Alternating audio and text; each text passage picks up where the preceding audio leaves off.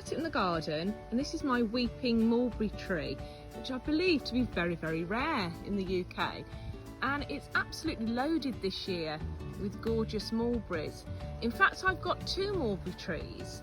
The second one isn't a weeping variety, and the branches are very, very high up, so it's very difficult to collect the mulberries. So I've got an inventive way of doing that, so I'll pop that video on YouTube. But these are absolutely amazing. They're ready in waves, so you don't have them ready all at the same time.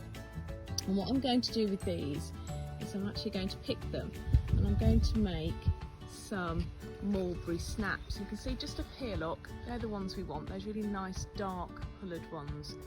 So we'll get picking, and then I'm going to show you all how to make mulberry snaps.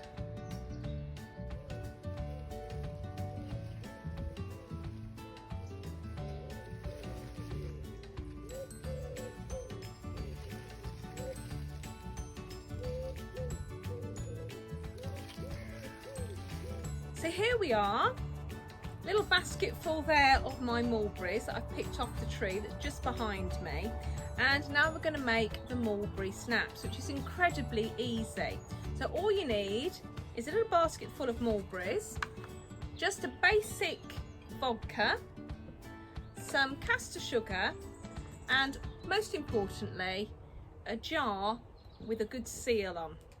Okay, so I'm just going to sort through the mulberries here.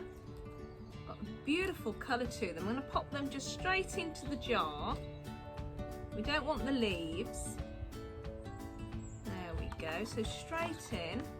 And I've given these a little shake just to make sure there's no bugs or anything like that in there. Although the alcohol will kill any germs, which is wonderful. So we're just going to pop them straight into there. A little bit of a twig there, straight in. They're very, very delicate, these are, so if you've got any sort of ones that are crushed, don't worry too much, just pop them in there as well. Got some lovely juice on my fingers. So in we go, almost covering the bottom there. And the thing is with the mulberries is that they're ready in waves, so one week you'll have loads ready, and then the next week there'll just be half a dozen. So you have to pick your right timing if you want a big quantity, and actually also if you want to beat the birds. The birds love these. So in we go. The joy of working outside, you can chuck the bits on the patio, but I've got to sweep them up later. Okay, so straight in there. A little bit there we don't want. And they're so juicy, these are. They're going to release a really nice colour into the snaps as well. Now I'm using my mulberries. If you can't get hold of mulberries, and as I've said, you know, they are quite rare, you can also do the same thing using a blackberry or even a good old-fashioned tayberry, which is kind of in between a blackberry and a raspberry as well. Mum and Dad have got one growing in their garden. Very often I get to pinch some of those, and they're beautiful. They're really nice and long. So in we go. Last few now. A bit of blossom there we don't want. And if we have a look how many's actually in there, it's the quantity that I was looking for, which is round about 1/5 of the jar. Now to that now, you need to add the same quantity of sugar, and it's by eye, so it's another 1/5. So we go up, a little shake, put a little bit more in, there we go, and then all you need to do is top that up then with your vodka. And I say don't use your best vodka, it doesn't make any difference, just use a standard vodka.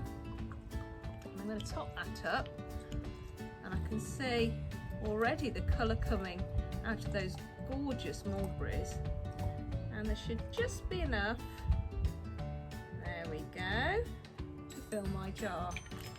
And that was a standard bottle of triple distilled vodka. So just move those out of the way. I don't know if you can see from there, but yeah, already we've got a really good colour. And what I'm going to do is I'm going to close it up, and I'm going to give it a little swirl. And what I'm doing is I'm actually just dissolving the sugar into the vodka. And I'm not shaking it too rigorously because I don't want to break all the fruit up. And the great thing is this now will need to be left for a good 3 weeks.